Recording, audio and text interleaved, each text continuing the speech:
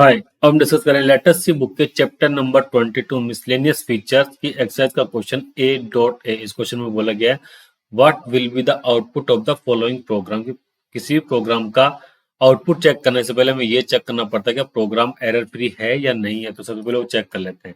S include stdio dot H header file included, बिल्कुल ठीक है। इंट मैन फंक्शन डिफाइंड है जिसको रिटर्न टाइप इंटीजर है, तो ओपनिंग हो गया, क्लोजिंग होगा, रिटर्न इसने जीरो कर दिया, मतलब कि मेन फंक्शन का सिंटैक्स भी ठीक है। अब इसने डिक्लेयर करा हुआ है एनम स्टेटस नाम का एक एनम बना है जिसकी वैल्यू जब पास फेल एंड एटीकेटी, जब पास फेल एटीकेटी दिया कोई वैल्यू असाइन नहीं है तो बाय डिफॉल्ट पास की वैल्यू क्या होगी 0, फेल की होगी 1, एटीकेटी होगी 2, क्योंकि लेफ्ट टू राइट जब जाते हैं तो 0 से लेकर के नंबर ऑफ एन तक उसका इंडेक्स इंक्रीज हो जाता है, बाय डिफॉल्ट वैल्यू वही असाइन हो जाती है। अब एनम स्टेटस टाइप के जो एनम है वो हमारे 3 वेरिएबल डिक्लेयर करिए, स्टेट 1, 2 एंड 3। 1 के अंदर असाइन कर दिया पास, इसके अंदर कर दिया फेल, इसके अंदर ये, तो बाय डिफॉल्ट std1 के अंदर क्या चला गया 0, इसके अंदर चला गया 1, इसके अंदर चला गया 2। तो वैल्यू जब हमने इसकी प्रिंट करी इंटीजर टाइप की तो वैल्यू क्या आ गया हमारे पास में आउटपुट में 1, 2 एंड 3, और 0, 1 एंड 2 जो उसका इंडेक्स वैल्यू थी वो। अब सेकंड में चलते हैं ए dot be include stdio.h header file include है, बिल्कुल ठीक है। मेन फंक्शन डिक्लेयर्ड है, इंटीजर टाइप रिटर्न है तो रिटर्न के अंदर 0 चला गया। अब इसके अंदर print percentage F float in, ये क्या प्रोसेस हो गया, टाइप कास्टिंग।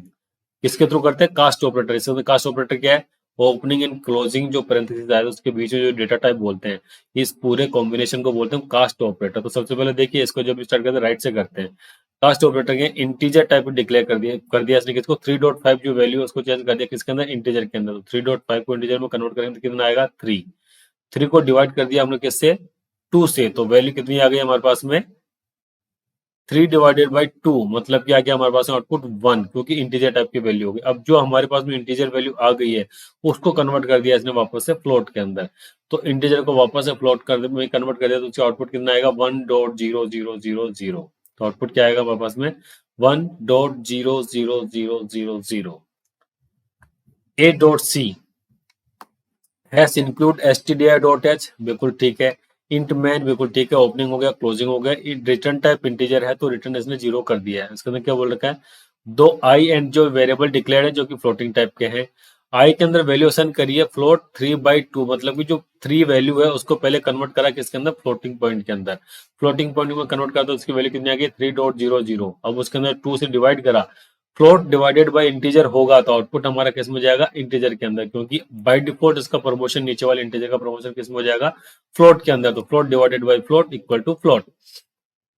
आई की वैल्यू कितनी है, 1.5000। अब इसने बोल दिया J equal to I multiplied by 3, I multiplied by I की वैल्यू कितनी है 1.5000। फ्लोट को इंटीजर से मल्टीप्लाई करा तो आउटपुट हमारा फ्लोट आएगा, क्योंकि शॉर्ट और को ग्रेटर से मल्टीप्लाई करता है आउटपुट हमेशा ग्रेटर डेटा टाइप का ही आता है। तो 1.5 मल्टीप्लाइड बाई 3 तो आ गया 4.5। अब इसने क्या बोला कि 4.5 जो वैल्यू आई है जे उसको वापस से टाइप कन्वर्जन करना है, टाइप कास्टिंग करनी है इसके अंदर, इंटीजर के अंदर। तो 4.5 का टाइप कन्वर्जन कितना हो गया 4 इंटीजर के अंदर, तो आउटपुट क्या आएगा हमारे पास में 4। तो इस एक्सरसाइज के अंदर में टाइप कन्वर्जन देख लिया प्रॉपर तरीके से कि किस तरीके से हम टाइप कास्टिंग करते हैं, टाइप कन्वर्जन करते हैं, और किस तरीके से एनुमरेशन डेटा टाइप हम यूज करते हैं। Okay, thank you.